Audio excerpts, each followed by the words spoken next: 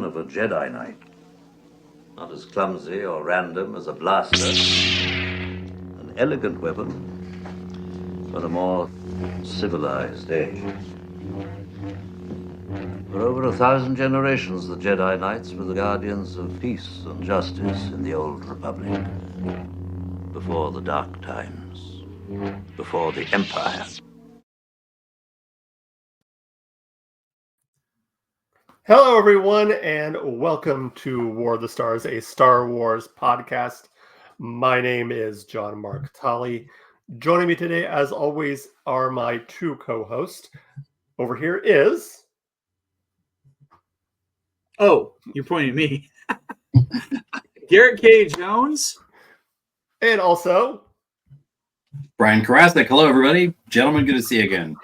Good to see you, too. Yes. And, of course, by the intro video, you can probably guess what we are talking about today. Yes, that's right, blast doors. Yes. Wait. Man, you guys keep confusing me. Now, we're talking lightsabers today. You know, that elegant weapon for a more civilized age. I'm so jealous of both of you. I have none. That's a Savi saber? No, this was actually Hasbro. I picked this up in Target in 2007, fall of 2007. Beefy. It looks like a water bottle. Yeah, it's huge. But this is one of the cooler ones. It actually collapses down into it, and it has the sound effects and everything. I picked this up. I was doing a radio class, and we broke into doing projects on doing like radio dramas, and the group that I was with, we did Star Wars. And so I picked this up specifically for some sound effects. Nice. You're going to do it. Go big, right? Yeah. Yeah. So This is my Hasbro saber. No surprise, it's a Sidious. Oh, I got a... shocked. This is an interesting accoutrement here. This is a 3D printed sleeve. If you go on Etsy and search for lightsaber blade sleeve, it's 3D printed to fit the tube so that it's red even when it's not turned on, which I think looks better for display. Yeah. that's cool. Very cool. So today we are going to be talking about the sabers that we have, or in Mark's case, doesn't have. I have a Lego one.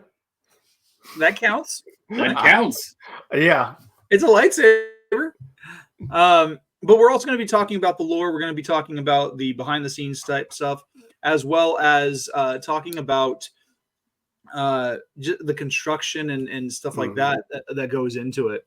So, Brian, let's open it up with you, because usually you kind of hold back, and well, you don't hold back, but you wait for someone else to say something, and I kind of want to get your thoughts on this. I got my first real saber. Like I have a 3D printed Sidious hilt that is all black that I think looks nice, and then I have a resin model one that I painted that looks okay. I'm not a painter, but I got my very first Sidious hilt a couple of years ago. It's a Corbanth Sidious 2, which I just got it empty, no electronics. It's on a display in my office at work. I got it. I have 4 different Sidious sabers now: the Hasbro FX one, the Corbanth one, and then I have one that I got. It's an LGT saber. I'm gonna pitch. You know, I like the details. You guys know who this is? I recognize the statue. Yeah, this is one of the before. Yeah, this is one of the 4 sages of Dwartai, Jedi sages from the ancient times, and Palpatine canonically has 4 of those statues in his office at 500 Republica. It is made out of, not mine, but Palpatine's is made out of uranium, which is a metal so dense that it affects gravitational fields nearby it. And again, canonically, Palpatine keeps his lightsaber hilt hidden inside it. The metal is so dense, it's the only way he could get the weapon past the weapon screening. So I found a maker on Etsy that makes sets of these. I only got the one because I keep my other saber in it. Nice. So, and that is a deep cut that not every collector would go for. And in fact, I reached out to the crafter. I saw he was making sets of them. That's Sistros, by the way, is the one that Palpatine keeps his in. But I found this crafter who's made sets of them in various sizes, and I reached out to him. I said, hey, would you be able to make one of these large enough to contain a void of these dimensions inside it? And he immediately responded, are you making a lightsaber case? Yeah, if you'll do it. And he's like, absolutely. And it's amazing, great work. And he's severely... Pay more. I'll pay more. No, it's okay. It's cool. He said, do you mind if I sell it? So it's currently listed. If you look for Sistros lightsaber case, then you can find him on Etsy. I'll send a link out if you like. But I also wanted to share, this is my personal one. This is the Devil Hilt. I obtained it from Kyber Cave, a distributor with whom I work. It comes with with a Profi board. And so it comes with several different 20 different sound fonts on it. I of course have this one. But it's a quite nice piece. I really enjoy it. And it's got your standard effects there, but I really like this claw feature up at the top. It definitely makes it look a little bit more menacing and dangerous. Oh, yeah. Yeah, it's quite. Although one thing I was surprised at is it has this captive ball in the hilt, which moves. So we get some jingling. I might actually switch it out for a bell here come Christmas time. But it also has a lot of different options. Darth Santa? Such as, yeah. Let's see, here we go. That's cool. Oh, cool. And I won't go through all of them. This is a good one.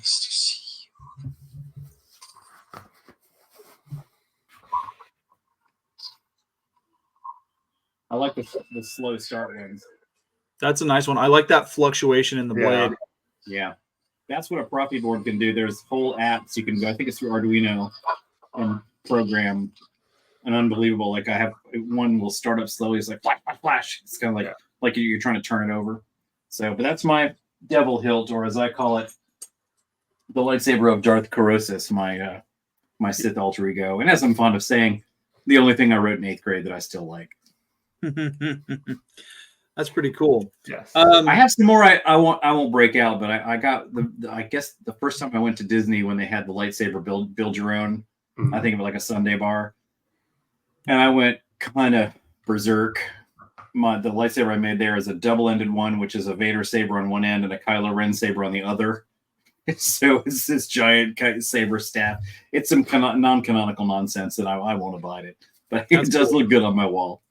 So back in about 2011 or 2012, I went to Disneyland, and I after going through Star Tours, I saw that they had the build your own lightsaber kits, and I decided I was going to build one. And so this is the base model that everyone got. Mm-hmm. I've taken the panel off because I basically, like, as we're starting the episode, I basically cored everything out and just put it together and to show everything. But like, you get 3 crystals: blue, green, and red. Now I personally keep the red in there, inside the setup. Brian's looking at you like, good. Yeah, that's exactly what I was thinking. There's a reason behind it. Because one, depending on which crystal you use, and the way it's shaped, it will actually affect what sound effect you have. Which is kind of cool. But then I put in the blue crystal next, followed by the green crystal. And the reason why I do that is because in doing so, I'm actually I like my blade is actually a purple blade. And as everybody is prone to knowing, unless you're colorblind, purple is the fusion of red and blue. Yes. So it's a nice, happy medium.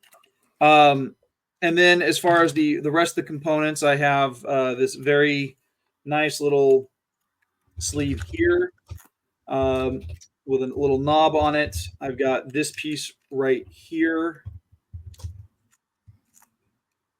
Oops, I've got them upside down. I would also call it the fusion of Mace Windu and Jules Winfield. Yes. Although I'm pretty sure that Samuel L. Jackson really became Jules after his encounter with Prince Akeem in Coming to America. Oh yes.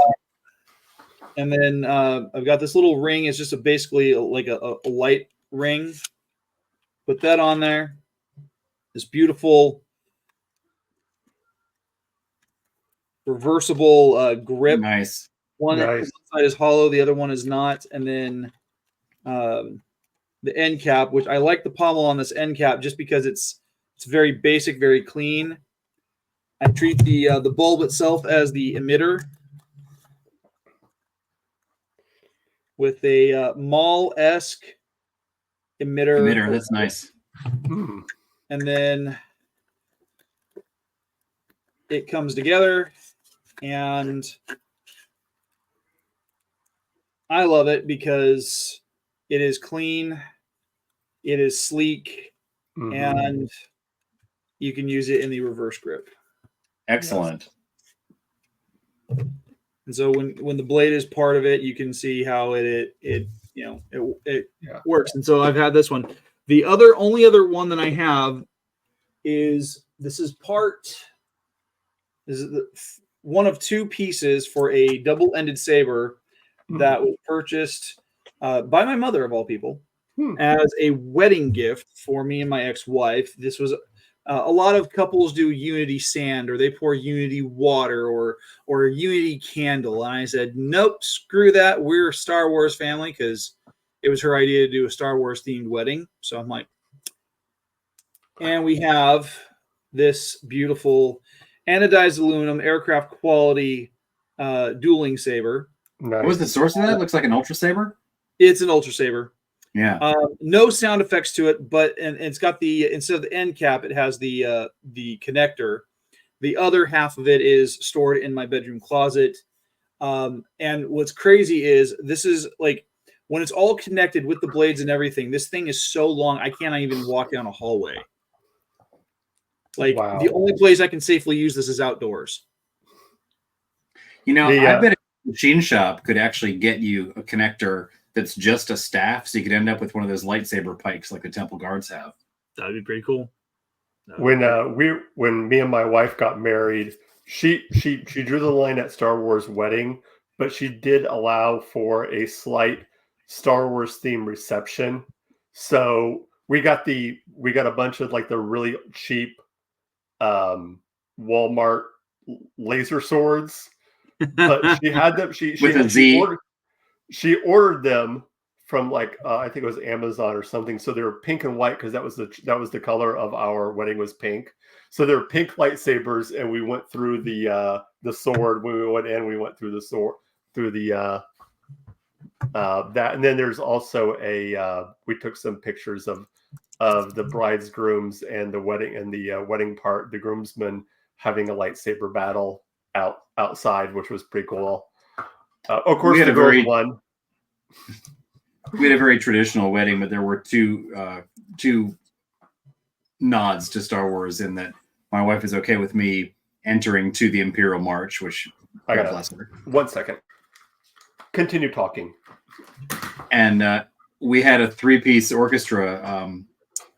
Let's see, it was a violin, cello, and horn playing at the reception, and I did get them to play a figure in Dan and the Mogul Nodes' that's chart cool. topper.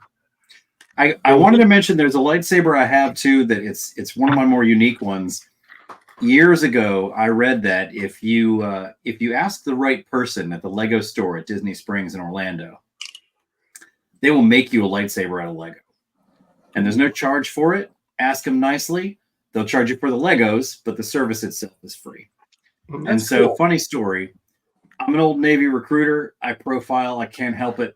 I guess who I might need to talk to. So I went to the Disney Springs store and I found one of my people, the guy you would expect to be the lightsaber crafter. Little overweight, bit of a beard, receding hairline, ponytail. And I said, excuse me, I understand that if I ask the right person, you guys might make me a lightsaber out of Legos. And he said, oh yeah, you need Lee. And he gave me who would have been my second choice. Asian guy, man bun, China, or chemical symbol tattoo on his neck. And he made me this piece, which has since become my Palpatine stand. But it's a really nice, simple little design. So cool. Very And cool. then just a row of my Lego Palpatines. This one here, I know I've shown you this, guys, but for the folks watching at home, this fella here, this is a foreign market knockoff. They don't make a hologram Palpatine minifig that's an official Lego one. And he didn't come with a cape, but I did find a store in Albuquerque years ago that had a cape. This is an Elsa cape. So this is Palpatine wearing Elsa's cloak. Nice. And I knew it. He can forgive us. And I do want to call your attention to the Christmas Palpatine from last year's Advent calendar. Yes. So I know this is kind of off topic, but you're talking about wedding stuff. This is what my wife allowed for the groom's Oh, wow. Cake. I like that. Oh, we had a dog at the time, so R2 was the dog, and yeah, little Leia and Han Solo. A good friend of mine has a dog named Boba, which he says people will periodically ask him if you really like the tea, and that's how he knows they're not friends. That's a good buddy of mine. Yes, that would be grounds for ending a friendship. Yeah, well, or not beginning one at the very least. Like he's talking about at the dog park. People are like, "Oh, Boba, do you like the tea?" No, get out of my office. Yeah, I do the same thing whenever by just saying hello there, and if they do not respond with General Kenobi, yeah. Well, my standard joke for my Star Wars involvement is if Star Wars comes up, I'll say, yeah, I mean, I'm a fan, but like not crazy. I'm real baseline, you know. I don't try not to make a big deal about it because people do get too far into it, and people usually laugh and smile. I say, I just like 9 lightsabers and 2 full costumes and 300 collectibles of the Emperor, and I work on a podcast. I've done some voice acting, just like real baseline stuff, nothing major. And then they just slowly fade away. Yeah. But I do have a friend who has a basement, and in his basement he has every Clone Trooper helmet Black Series in a case. He has a platoon of 4. I think it's still 4 stormtroopers, different styles, but Imperial era stormtroopers on mannequins at attention, and they are flanking Darth Vader. So he has 4 complete stormtrooper armors and a complete Darth Vader armor, all of which are posed in formation in his basement. And sometimes I show my wife pictures of his basement. Like, see, what he does. I'm not too crazy with my 3 little shelves of Palpatine, no big deal. She's like a great baseline to set 5 full costumes. Yeah. It's probably like $15,000 worth of vacuum molded plastic in his basement. But to his credit, he still fits all those armors, so you gotta give him credit. That's funny. So let's move on to from talking collectibles to talking lore and the mechanics of lightsabers. Yeah. So first and foremost, how did you guys respond when you first saw a lightsaber on screen? I was only 4. Yeah. So my natural reaction was limited by the fact I hadn't yet entered puberty, but it was an equivalent response. That's great.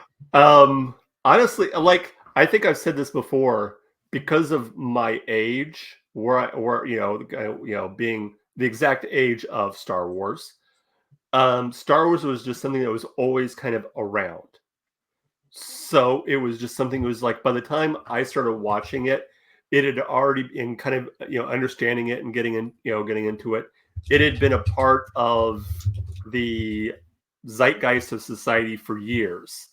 So I don't remember, physically remember the first time seeing a lightsaber. It was just always a thing. It was always a thing. But I do like, I've always thought they were one of the coolest weapons in in fantasy and science fiction and space, whatever you want to, however you want to, classify Star Wars as. Yeah. Because media, the coolest weapon in media. Yeah, because they're just so unique. Well, and I think one of the things that made it stand out for me is just the fact that, like, at the time there was really nothing else like it. Yeah. I mean, you had phasers on Star Trek, you had some other form of energy-based weaponry on whatever it was that was coming out prior to it, but nothing. But always projectiles. Yeah. Right. Those were all projectiles. And like the lightsaber itself was so iconic because like although I'm like, it made me wonder, like, because of the design between Anakin and Vader's lightsaber. I mean, it was the same design, the one that Luke carried for A New Hope and through Empire Strikes Back. Like, at what point did Luke ever look at the hilt that he was carrying and the hilt that Vader was carrying and be like, these look really similar? That's like seeing somebody else's Honda, though. You wouldn't assume it was your dad just because he's driving the same Civic. Yeah. This is true. Luke had a very small sample set. Yeah. Yeah. I have a theory about that with the sequel trilogies, that I think it seemed that the Knights of Ren only had one saber between them. In the very few shots we have of the Knights of Ren, Kylo Ren's saber is always the only one pictured. And so when we talk about Kylo Ren's saber fighting style, I don't think he had a lightsaber dual opponent prior to The Force Awakens. Like, I mean, who's he fighting? Control panels and restrained old men are the only people that he's been used it against. Yeah. Presumably, there's some sort of droid situation training, but and he had training before. I guess I don't want to get ahead of myself, but he had training with Luke. The little time he was with Luke, I'm sure he had training. Yeah, that's true. The it's kind of the thing about the lightsaber is it in a lot of ways it encapsulates Star Wars in. Are we having technical difficulties? I have no idea. Oh, I'm pulling out a book. Carry on. Just switching ears. Yeah. Okay. It's a lot like Star Wars in the fact that it's a good mix of old and new. The lightsaber is a weapon that it feels, in many ways, ancient and classic. Being a sword, but it's a laser sword, so it's futuristic. Which is kind of what Star Wars is this, mix of the futuristic technology, but still set in an ancient time. That's true. The thing I liken to with regards to the whole structure of Star Wars and the use of lightsabers is that if you go back to the hero's journey, what's very interesting is that when you're in the first act, right before the hero actually steps out of their ordinary world and into this new experience with their mentor, there's usually some point where the hero is granted or quested to find a sword. You see this in King Arthur. You see this in a lot of other very popular media. Harry Potter does it because, I mean, if you look at the plot threads of Harry Potter when compared to Star Wars, they're literally the exact same plot beats, just different circumstances. Instead of a sword or a lightsaber, it's a wand, some kind of handheld object of power. And the lightsaber, also a sword. He is granted, yes, the sword of Gryffindor. But you see this in storytelling. Sorry, I'm just picturing a hero being sent to the local shop to pick him out a sword. Go to Ollivanders and buy the sword you like. Get a good one. Yep. Make sure it's not made out of hammered iron. It's gonna rust really easily. Don't ever get it wet. Anyway, so it follows that tradition in storytelling of heroes seeking out some item of power, usually a sword, to help defeat the enemy. Which is Vader interesting. goes on Though. that same journey in the comic books, the new Marvel canon. He's sent to go get himself a saber. A Sith is not given a lightsaber. A Sith takes it. Yes. Right. Which, yeah, I think that's kind of interesting. Like, because usually the final test of being a Jedi is being able to, in order to attain knighthood, is to build your own saber. Yeah. Is to craft it. And the Sith, they just take. Mm-hmm. It's usually the path of least resistance, although it might be a little bit more challenging if you don't have a saber and you're going after someone with one. Yeah. Particularly, I mean, at that era time in galactic history, anybody who had a lightsaber was more than likely a Jedi who'd been training with it for decades. Yeah. Right. Specifically in Vader's case. Oh yeah.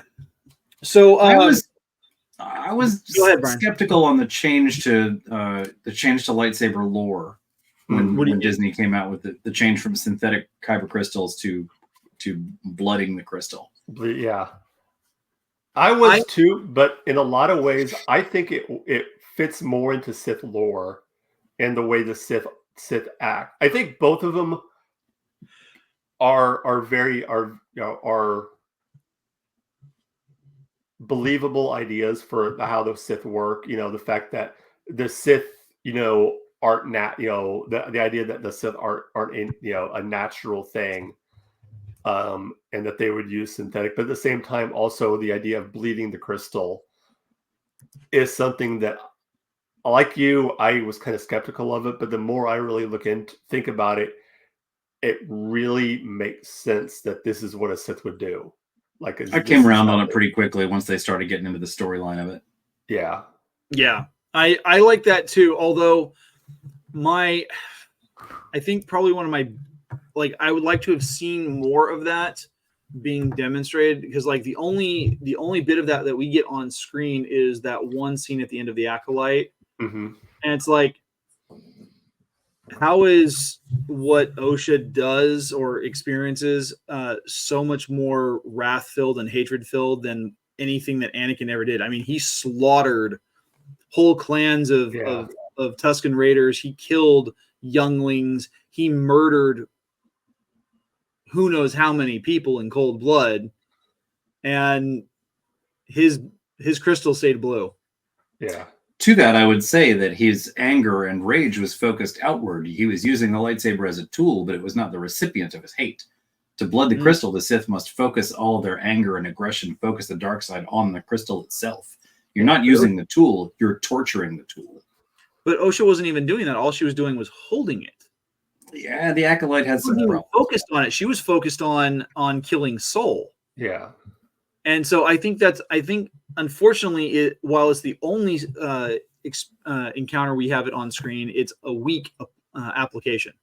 There are some tenuous strands between canon introduced in the comic books 10 years ago and canon introduced on Disney Plus last month, or in the last few months.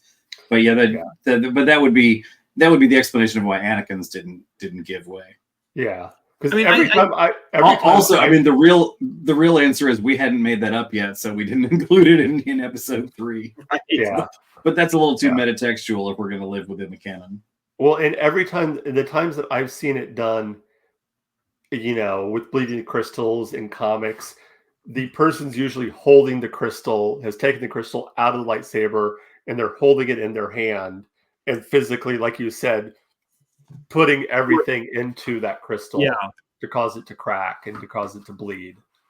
And that's the same thing that we see with the reverse of it when Ahsoka cleanses the crystals. Yeah. Turns them white. Because she removes them from the saber. Yeah. She is the only character we've seen do that. Am I wrong in that?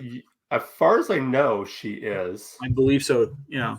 She is an exceptional Jedi. Just force power is unheard of and unpracticed in anyone before or since, as far as we've seen. Always impressed with. I mean, you got to give Filoni credit for that. He's just like, she is the Messiah. She gets every power. I have to admit, I loved the Lightsabers. The first time I saw them in Jedi, not Jedi, but Rebels, that was one of the, I really, really liked the Lightsabers. It was so different because she's an icon. We'd seen the black saber we'd seen, we need to get to the black saber here in a bit. Dark saber. The dark saber, yes. You don't like the dark saber? I do. I love the dark. I like it because it's such an interesting design. It looks like a sword. I think that's what I like about it is most of the other lightsabers, they got that kind of rounded thing. The dark saber looks like a sword. Is a blade. It looks like a blade. Well, and you know what's interesting is if you go back to through the lore of Star Wars, even prior to the High Republic, the weapons that the Jedi used that were precursors to lightsabers. Well, the first thing you had were these, like you had regular swords that were made of a special metal that could cut through a lot of different things, and you could imbue it with force energy. But then they moved on to energy-based weapons, but they had to carry a battery pack with them. The Walkman-based lightsabers, right? And then we get the then we get the version that we're familiar with for like the next 2,000, 3,000 years, something like that. But I mean, the thing about the dark saber. Go ahead. Oh, I was going to say the thing about the dark saber that I think stands out the most is the fact that it was designed by a character who was a Mandalorian originally, and that was kind of an interesting bit because like we got the I pulled.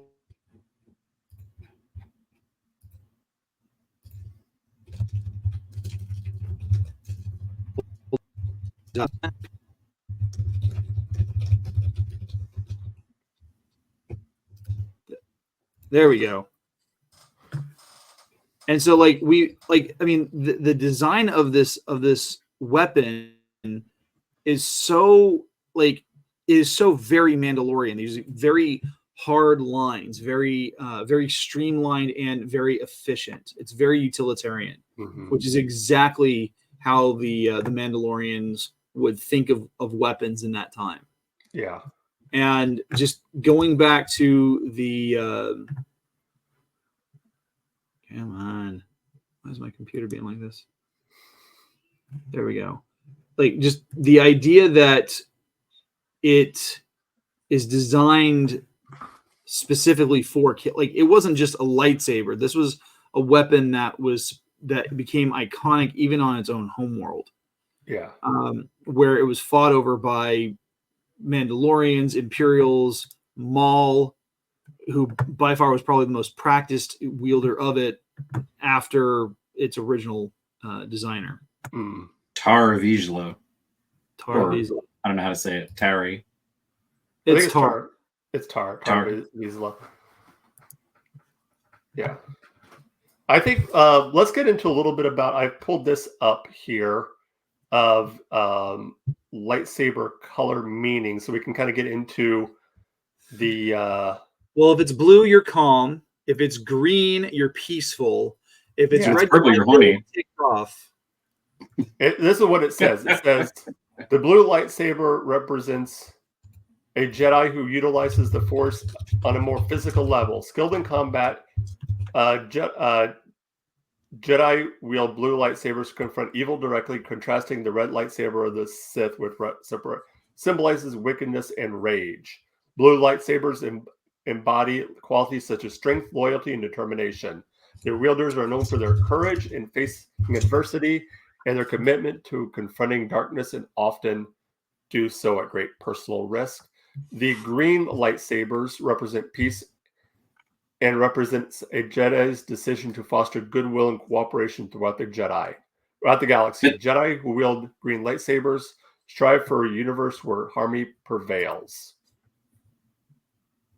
Green lightsaber users typically excel in the Force and prioritize negotiation and diplomacy over combat. But didn't all they get decanonized with Disney? Maybe a little bit. I don't know.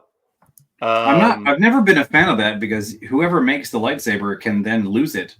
and get so by that canon, like is General Grievous, he's using blue, green, yellow, and blue. Yeah, I think this mean like when the Jedi gets their crystal and they because I think it's still canon that a kyber crystal automatically starts out colorless, and then it's the Jedi who puts source for that other than just conversations, but I believe that had been decanonized and it's legends only. I know because this thing has mentions Rey, so I don't know. This is on lightsaberblog.com, so. Well, it's all fiction anyway. I won't argue the point, but I was always sketchy on that just because I feel like I don't like color coded for your convenience. Stuff like that. Like I was never a big fan of like all red dragons are evil, all gold dragons are good. I think that it's needlessly limiting in the story. Asajj Ventress's post Sith lightsaber was yellow, which I think follows, which is reminiscent of the Sentinels. Yeah, Jedi Sentinels. I'm also not yellow. Now that I mentioned, I'm not confident she made that lightsaber herself. So. I would like to circle back on the Darksaber just to say that first off, my opinions on the Darksaber are my own, and I don't think anybody's wrong to disagree with me because most people do. I don't care for the fact that this one unique lightsaber is the only one that anyone's ever made, and it was made by a Mandalorian who was a Jedi. If we're looking at the colors of lightsabers as indicative of the creator's spirit or will or their presence in the Force, what does a black carving blade represent? Like it's not death. Yeah, exactly. It deviates from the norm in a lot of ways. I didn't care for it being such a key part of Mandalorian culture, and I've never been a fan of. I always liked the concept, I should say, that it takes the Force to use a lightsaber effectively because one slip and you've lost a limb or a head. I mean. As someone who plays with lightsabers myself, I've whacked myself on the head more than once, which would have been an instantly lethal blow. So I do think you should have to have the Force to use it effectively. Yeah. But you know what really bugs me, and this is just purely personal? Sidious has it in his possession for like a minute. When he defeats Maul and Oppress, he takes Maul out and leaves this Darksaber behind. Like it seems like that level of Palpatine was famously a collector of artifacts. You'd think that would be high on the list, but he just whatever. But that was my objection to the Darksaber is I think that it's way too cool to have the backstory that it does. I think it should have been. It seems like an evil weapon. I don't care for it having been crafted by a Jedi, and I don't care for it being the symbol of power for the entire planet. What's interesting is though, like we don't know much about Tar Vizsla. And like I know that a Vizsla is a very cute dog. I made a meme. It's just a puppy of those things, and I called it Pre Vizsla. And then the next panel is Pre Vizsla saying that is not funny. I mean, like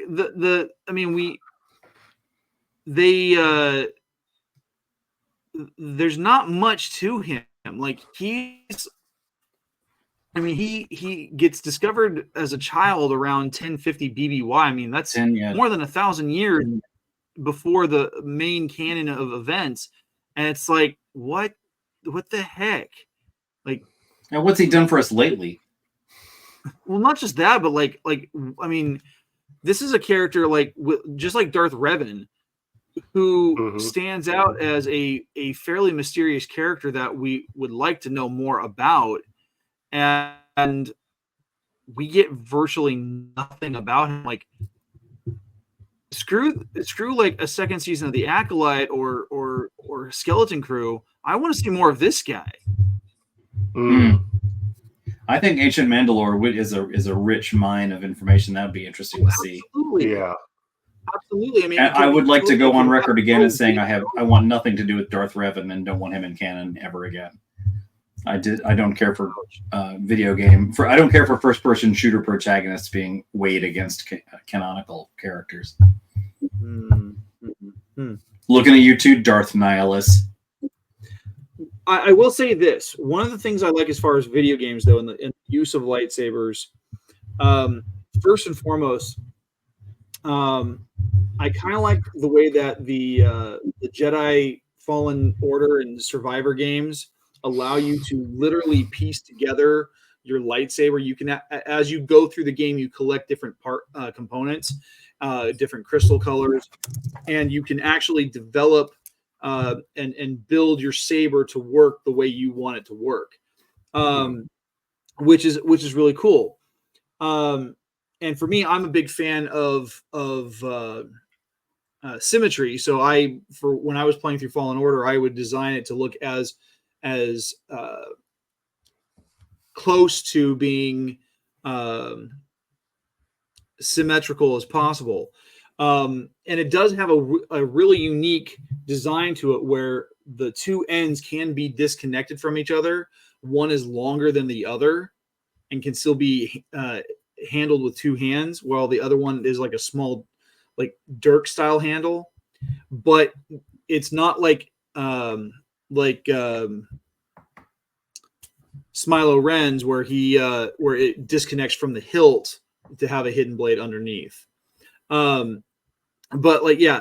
in like the Force Unleashed, one of the cool things is you can go through and collect holocrons throughout the course of the game.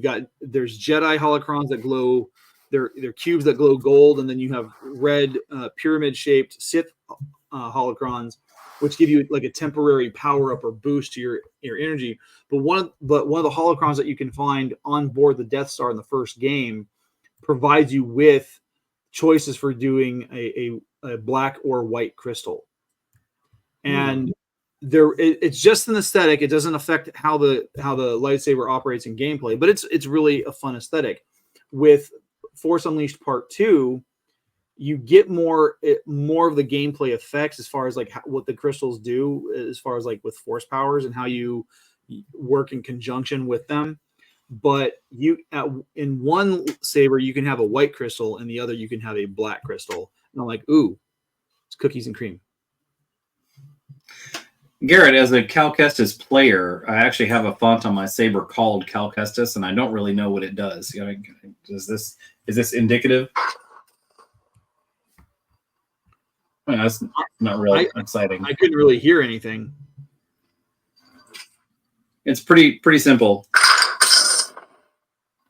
Yeah, that sounds like exactly like Cal's ignition. Cool. I had never activated that one. When I turn it, when you select it, there's one button to select, and it makes like a particular sound indicating what the sound font is, and that is a woman's voice saying "Cal Kestis." I had a hard time with the Force Unleashed. I played it on a Nintendo Wii. That's your problem. Well, yes, but my wife very kindly bought me this cool peripheral. It's a snap-on to the Wiimote that makes the Wiimote into a lightsaber, which is really cool. Except when you put it on the Wiimote, the lightsaber blade, it goes on the Wiimote, and then the blade folds up and locks in place, at which point it blocks the sensor, which means using this licensed peripheral the way it is intended to be used, you cannot play half the game. You can no longer use force powers because that's how you use the sensor to like grab force things and throw them around. I played it on Xbox 360 and upgrade. Definitely. And you can use the saber in conjunction with force powers. One of my favorites was actually when you go into you can do what's called a Sith Shin, where you it's a specific series of strikes, and when you hit it just right in conjunction with force lightning, it supercharges the blade, and anything you strike with the blade in the surrounding area will then shoot out a cascade of electricity along everything else. I've seen video of that. It looks amazing. I never pull it off in game, but it was a lot of fun. You could also the other thing is you could use it almost like a superpowered baseball bat. In conjunction with force push, and you sit there and just you swing around, and then you go into for one final strike. Instead of striking your opponent with the blade itself, you're actually using the force and sending him flying. You can do the saber throw, which is always effective, really good. And you can do what was one of I can't. There's another one that you can do that I thought was really a lot of fun, but it was it's where you do a force pull and then you impale them on your saber. I will say, since I came out so strongly against video game characters, I will say that Cal Kestis is definitely an exception to that. Everything I've seen about that game, I don't have a device that would play that game. That same Nintendo Wii is the only console I have at the house, or a Super NES as well. But having seen a number of my friends play to an extent, I'm a big fan of that game in particular. But it's a relatively fun game. I liked it. There's a lot of exploration that you can do, different routes that you. I love a good sandbox. And the sandbox is not like it's.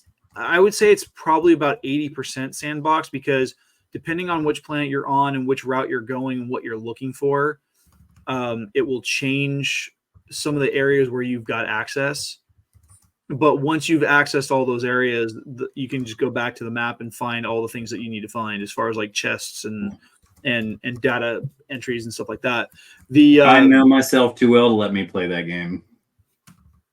Towards the end of the game, if you're playing through campaign, you actually go to the Fortress Inquisitorius, and it's Rise of the Red Blade, one of my favorite books.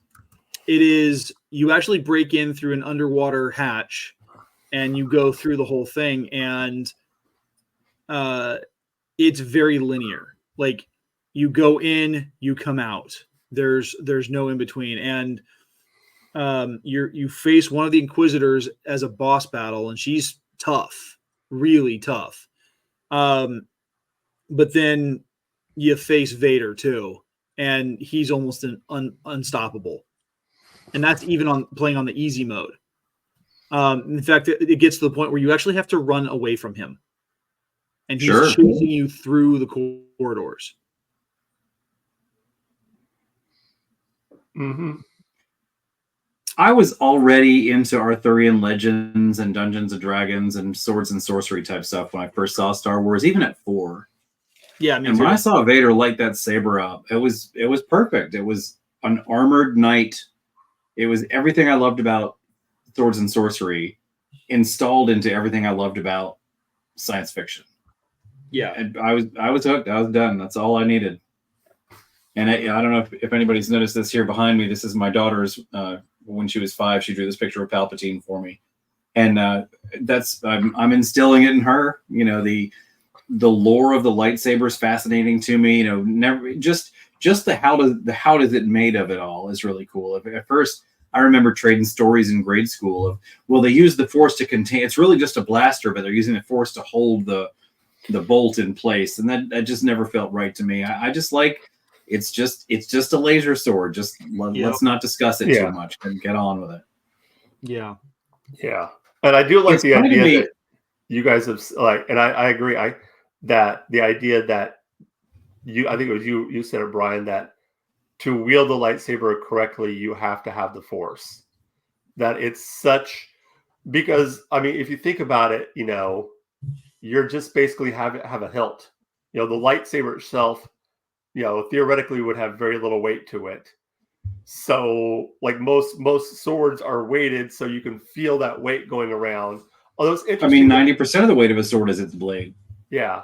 That when you hear people in canon talk about holding a lightsaber, they talk about how it feels weighty. Like they can feel the weight. Now, I don't know if that's the Jedi having the Force flow through it, so they, you know, it's just an automatic thing for a Jedi, or if it's something, some kind of gyros in the hilt to make it feel like that.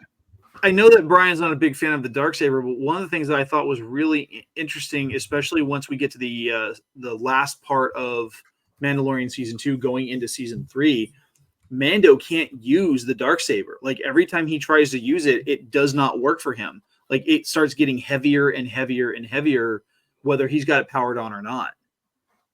Like it feels like a weight for him.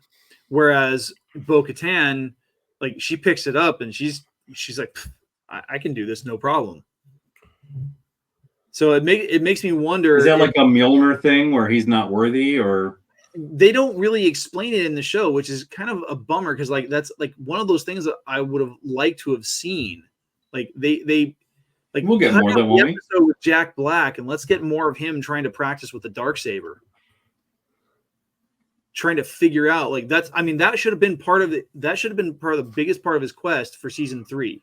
Not just finding, not just returning Mandalorians to their homeworld, but figuring out how to use the Darksaber. And instead of just passing it off to Bo-Katan and being like, here, you know what? I can't use this. You be the leader. I don't care. Doesn't she still have to kill him though? Yes, she does. Or she at It's least like Harry Potter wand rules, right? She's got to defeat him, or it's never truly her. That's what makes it so. That whole thing is still confusing to me because at the end of Rebels, at the end of the Mandalorian saga on that one, doesn't what's her name just give the Darksaber to Bo? Sabine? Like Sabine basically defeats Maul, gets the Darksaber, has it. Don't get me. Unites, tries to unite the different clans, and then just says, "Here you go." And Bo says nothing about, "Oh, you have to defeat me first." Just like, "Oh, thanks." And then suddenly you get to Mandalorian, and it's like, "Oh yeah, you have to defeat me now." Yeah, it's like very, very confusing. I'm envisioning a scene where Sabine hands the Darksaber to Bo-Katan.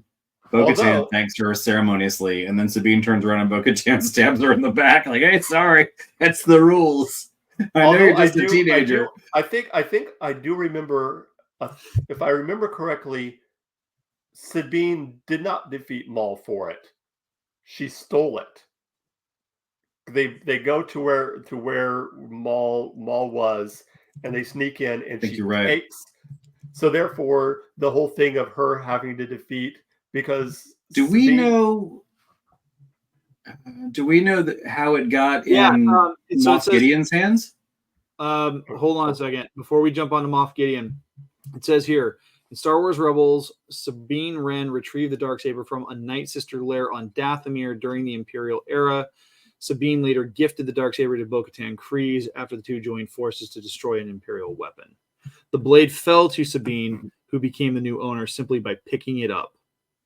Lame. Mm-hmm. So she never actually defeated anybody. So therefore, you could make the case that her stealing it from him counts as him losing to her. No, that's lame. I know it's lame, but I'm trying to, sometimes we got to do a little bit more homework for these guys. They should just hire me to be a writer then. By the way, Giancarlo Esposito should be in everything, and I'm so glad to see him in Mandalorian. I loved him in The Boys, loved him in Breaking Bad, loved him in everything. But do we know how he got the Darksaber? Because while I complain about the lore of it, it is objectively a cool after the night of 1,000 tears. After the night of 1,000 tears, the Empire desecrated Mandalore, and Bo-Katan surrendered the Darksaber to Moff Gideon, hoping the Empire would stop the Great Purge of Mandalore. Everybody knows how reasonable the Empire is. Yes. Seems like, of course, they would do that. Yet again, another plug for reading The Rise and Fall of the Galactic Empire, where we see the lengths to which the Empire will go just to eliminate everybody who saw them do anything bad. Right. On a planetary basis. Shucks.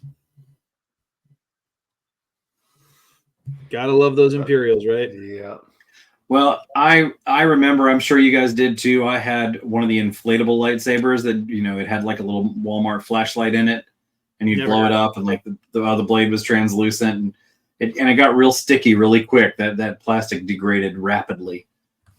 From there, it was just pool noodles wrapped in duct tape for most of my childhood. Nobody wants a sticky saber.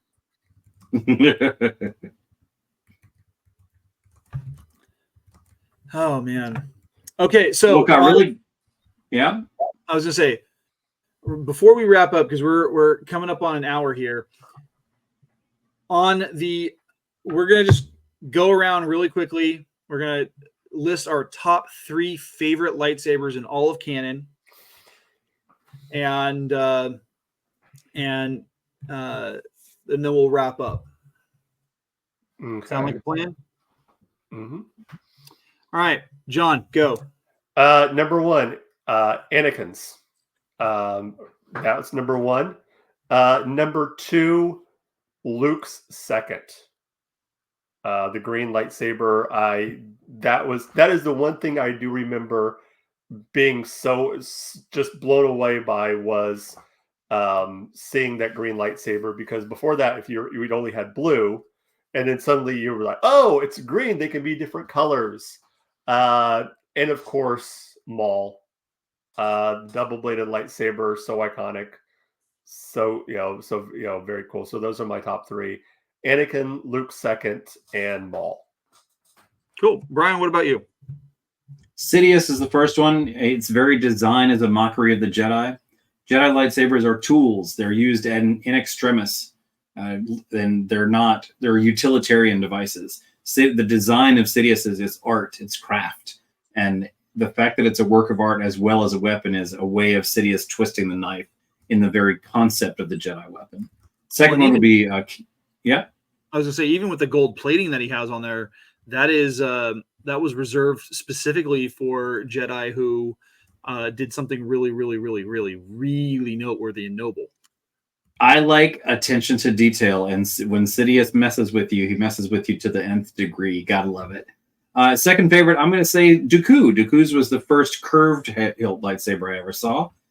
Bane canonically had used those in the books. I'm not sure if that has stuck within the post-Legends era, but the fact that he was a duelist first and foremost, and one of the greats, I think it's just an interesting style, and I like the uniqueness of it.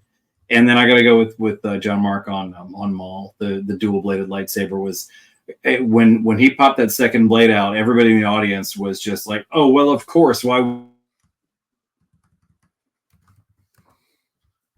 Interesting, though, whenever we see new technology in Star Wars, it is often portrayed as an ancient weapon that's been recreated. So, like, even Maul's, it was the first time we saw it, but it was a 1,000-year-old plan. Yeah. For me, definitely Darth Maul is a number one for me. Just because of the double-ended saber. Like, it was mind-blowing. Like, growing up and reading through the lore for the Star Wars role-playing game, like, I had the book on weapons and technology, and when you get to the section on lightsabers, they have your standard lightsaber, the single-bladed hilt, but then they had one design for Exar Kun, which I like. As soon as I saw that, I'm like, oh, that's the guy. That's a character that I've heard of. And unfortunately, it wasn't that same character, but it was a similar design. And it just, I'm like, man, I recognized that. I locked in, and I thought it was super sweet. My number two, just because it was probably the first lightsaber I ever saw on screen, is gonna be Luke's green saber. I love that. It was iconic. And I like the fact that he tried to honor Obi-Wan by modeling it after Obi-Wan's own saber. But as far as designs in all of canon, I would have to say that my third favorite is the design by Cal Kestis, where it's meant to be a double-ended saber. You can wield it with a single blade, or you can wield it with double blade, but it has that ability to disconnect for specific hurricane type moves when you're dual wielding. And I really like that ability to disconnect it even on a temporary basis. Great picks, both of you. Yeah, same to you. I wouldn't surprise anybody with my picks, I'm sure.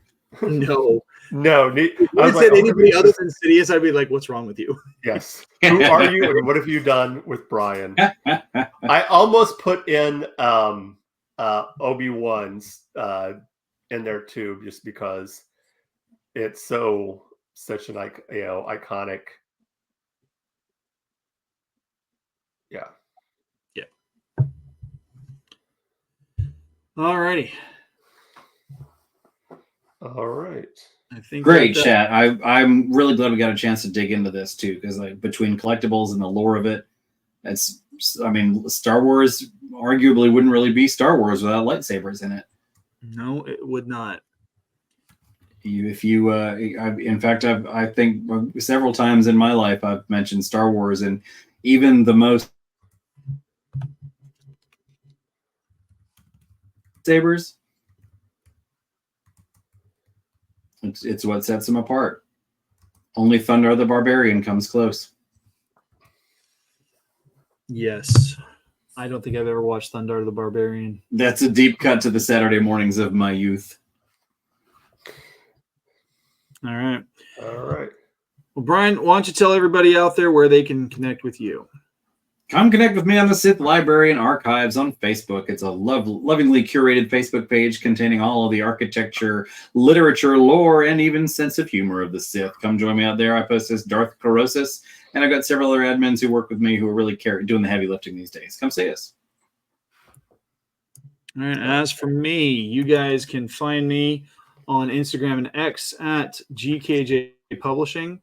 I talk about my books, The Archives of a Sync Ran, which is a currently 5-book fantasy series. I also talk about my show on YouTube, The Right Way, where we talk book recommendations, author interviews, and creative writing tips. I have my first full monthly episode dropping this Saturday at 9 a.m. Pacific Standard Time. I have great guest hosts and a great interview with suspense and horror author Calvin Ellis, who has his new book out now. All right. As for us right here, of course, you can check us out. If you would contact us, warthestars1@gmail.com. Our Instagram is at war_of_the_stars1. We are on X at warthestars1. And of course, we are on YouTube at WTS77. We are also a member, Ko-fi.com/War of the Stars. You're going to support us that way monetarily, or you can go to our Spreadshirt shop, spreadshirt.com/shop/War of the Stars. Of course, you can check us out. We are on Feast of Fandoms. You can check us out there. Check out all the other shows of Feast of Fandoms on their YouTube page and other places like that. And we will be getting, next week, we'll be doing our review of Solo, a Star Wars story, and looking into that movie. I believe that is it. I don't think there's anything else, of course. So join us next week. As always, remember, this isn't just my Star Wars. This isn't just your Star Wars. This is our Star Wars. Until next time, may the Force be with you.